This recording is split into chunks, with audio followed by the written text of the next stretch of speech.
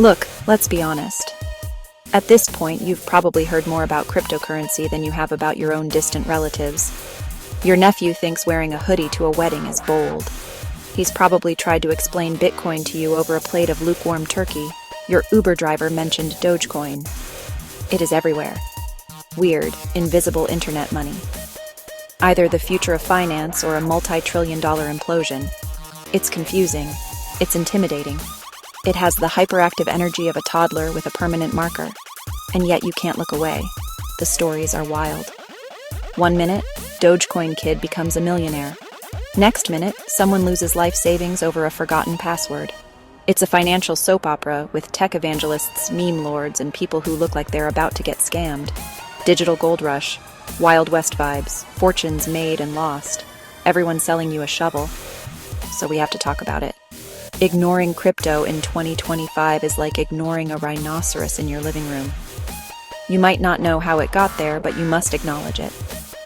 Is this rhino a magic lottery-pooping beast or about to gore your finances? Tonight, we'll try to figure that out, or at least escape the room without upsetting the rhino. Our journey.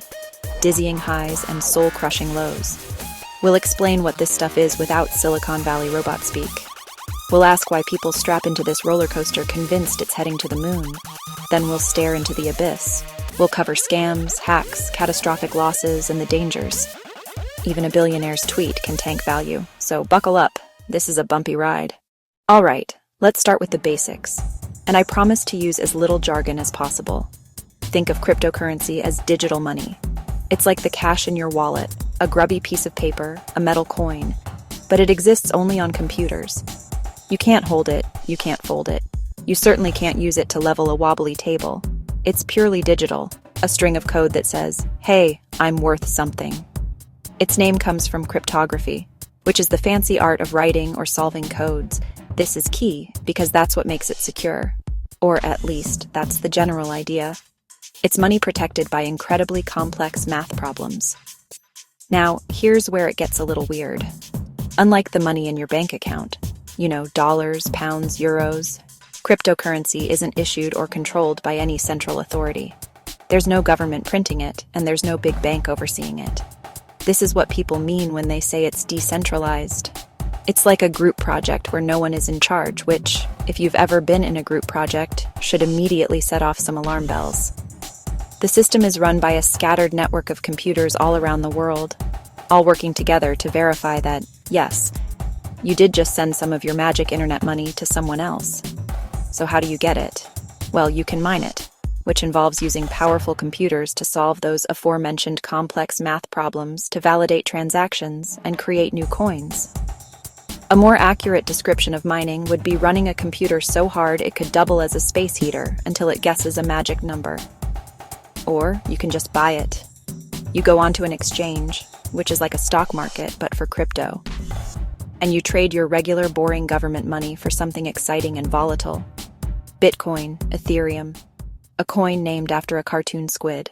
The whole point, according to its biggest fans, is to create a new kind of financial system. One that's open, global, and free from the clutches of the big banks and governments that, let's be fair, have not always had our best interests at heart. It's a noble, almost utopian vision of finance for the people, by the people. The problem is, when you put the people in charge of anything, you also get all of their greed, their foolishness, their spectacular ability to mess things up. And that, as we'll see, is where the dream often collides with a very harsh reality. So, why are people flocking to this digital madness? Well, for one, there's the promise of life-changing profits. You're constantly hearing stories, some true, many exaggerated, of people who threw a few $100s into a new coin and a year later were able to buy a house or a Lamborghini, or at the very least, a truly obscene number of chicken nuggets. This isn't like the stock market, where a 10% annual return is considered a great year. In crypto, a coin can go up 1,000% in a week, and then go down 99% the next. It's financial volatility on steroids, and for some people that's an irresistible gamble. Then there's the ideological appeal. For a lot of people, crypto isn't just about getting rich, it's a movement. It's a middle finger to the traditional financial system. Think about it. Sending money internationally can be slow, expensive, and full of bureaucratic red tape. Banks can freeze your account. Governments can devalue your currency, and financial institutions can collapse, taking your savings with them. Crypto, in theory, solves all of that.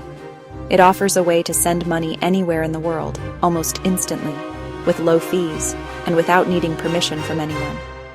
It's a vision of financial freedom, especially for people under unstable governments or those left out by the current system. There's also the simple fact that it's new and exciting. It feels like getting in on the ground floor of the next internet. People love being part of something revolutionary, something the establishment doesn't understand. And now, turn off the upbeat music. Remind everyone that roller coasters can and do fly off the rails. The first and most common danger of crypto is its mind-bending volatility. The price of a cryptocurrency isn't based on a company's profits or a country's economic output.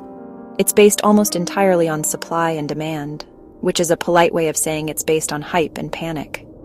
A single tweet from a celebrity can send a coin's value soaring, and a rumor of new government regulation can cause it to crash with breathtaking speed. It's less like investing and more like betting on a horse race where all the horses are on fire. This volatility is a breeding ground for scams. And oh, the scams are glorious in their creativity and cruelty. Rug pulls. Developers create a new coin, get people to invest, and then disappear with all the money, leaving investors with a worthless digital token. Pump and dump schemes. A group coordinates to buy a cheap coin, artificially inflate its price, then sell it off at the peak to unsuspecting newcomers, causing the price to collapse. Phishing scams, fake exchanges, celebrity impersonators promising to double any crypto you send them. It's a minefield of digital con artists. Let's talk about a particularly nasty one, the pig butchering scam. It's a long con where a scammer builds a relationship with you over weeks or months, often through a dating app or social media, gaining your trust.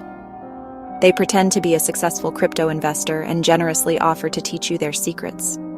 They guide you to deposit money onto a slick, professional-looking but completely fake trading platform. They let you make a few small, successful withdrawals to build your confidence. Then, when you've been fattened up with your life savings, they vanish. The website goes dark, their profile is deleted, your money is gone forever. It's emotionally and financially devastating. And it's not just scams you have to worry about. It's the very nature of crypto itself. If you lose the password to your crypto wallet, what's known as a private key or seed phrase, your money is gone. Not call customer service and reset your password gone. I mean gone. It's locked in a digital vault that no one on Earth can open. These aren't just abstract warnings. This happens to real people. Take the story of Stephen Thomas, a programmer in San Francisco. He was paid 7,002 bitcoins for making an animated video. At the time, they were worth just a few dollars each. He stored them on a small encrypted hard drive called an iron key.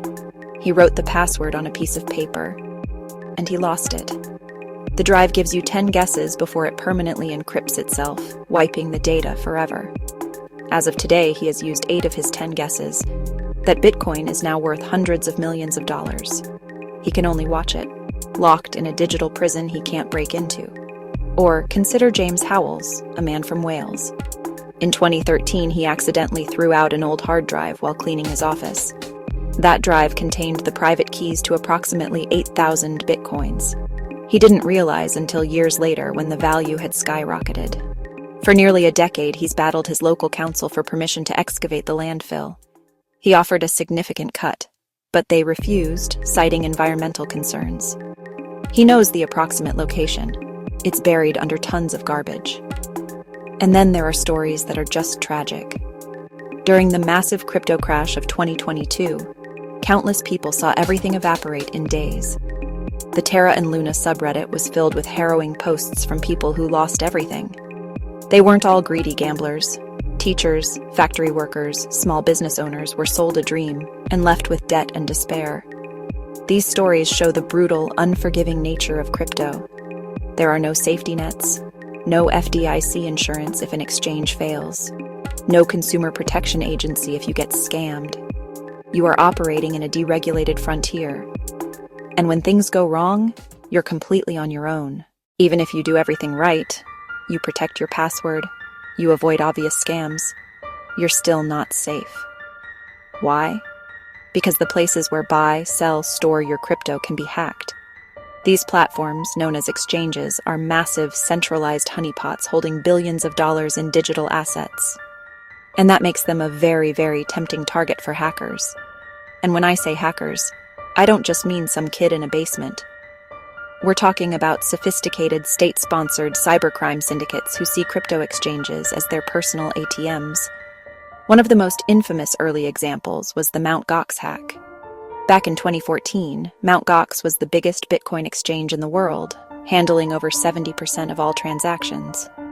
Then one day it abruptly shut down, announcing that a staggering 850,000 Bitcoins, worth about $450 million at the time and tens of billions today, had been stolen by hackers over several years. The company declared bankruptcy, and hundreds of thousands of customers lost everything. It was a catastrophic failure that shook the entire crypto world to its core. Just because the blockchain is secure doesn't mean the companies built on top of it are. And the heists haven't stopped. They've just gotten more sophisticated. We've seen hackers exploit vulnerabilities in cross-chain bridges, the complex bits of code that let you move assets between different blockchains. In 2022, the Ronin network, which powered the popular game Axie Infinity, was hacked for over $600 million. A few months later, another bridge called Wormhole was hacked for over $320 million. These aren't small-time robberies. These are some of the largest heists in financial history, and they are happening with alarming regularity in the supposedly secure world of crypto.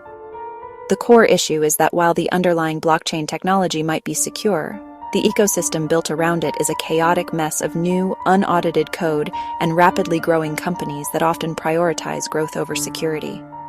It's like building a skyscraper on top of a solid granite foundation, but all the walls are made of cardboard and the windows are held in with tape. The foundation might be strong, but the structure itself is incredibly fragile. So, crypto is risky, it's full of scams, and it's prone to hacks. But wait, there's more. It also might be helping to boil the planet. The proof-of-work system used by Bitcoin and similar coins involves mining and requires an absolutely colossal amount of electricity. Rows of mining rigs around the world guess numbers to validate transactions and collectively consume more power than entire countries. At its peak, Bitcoin's annual energy use was comparable to Argentina and the Netherlands. To keep the ledger running, we're burning a nation's worth of energy. In many places, that energy comes from the cheapest sources, often fossil fuels, coal, natural gas. There are reports of miners restarting defunct coal-fired power plants to run rigs. For every transaction and for every new Bitcoin created, we're pumping more CO2 into the atmosphere. We're literally turning fossil fuels into digital money. Defenders point out mining is shifting toward renewables like hydro, solar, wind. They also note the traditional banking system uses lots of energy. Office buildings, data centers, employee commutes. And they're not wrong on either count. Still, proof-of-work's scale and inefficiency is staggering. It's designed to encourage ever-increasing energy use to stay secure. It's an arms race where the weapon is computational power and the fuel is electricity.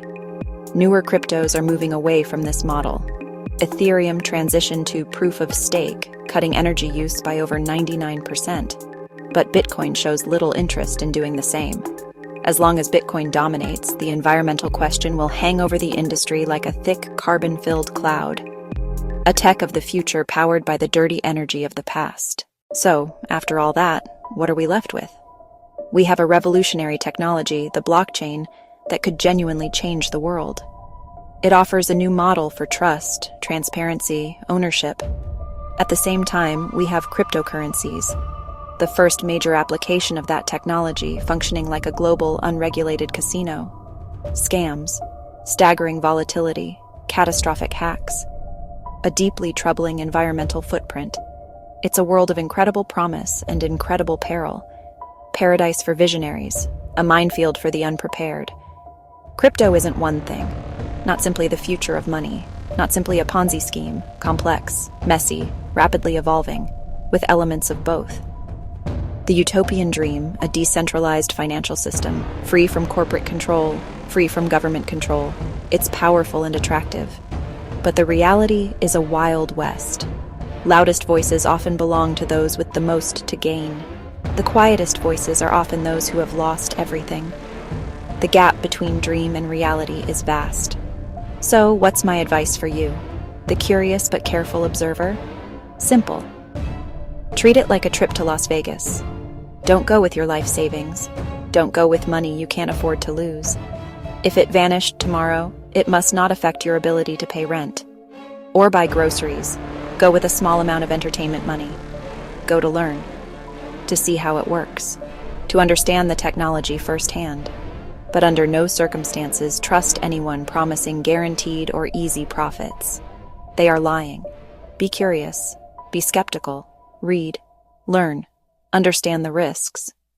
Before you put a single dollar in, if you decide to buy crypto, use a reputable exchange. Learn to store it securely. Never invest just because a celebrity said so, or some guy on TikTok told you to. Crypto is a world of extremes. It can create immense wealth. It can destroy it in an instant. Approach with caution, extreme caution. Maybe keep the number for a good therapist handy, just in case.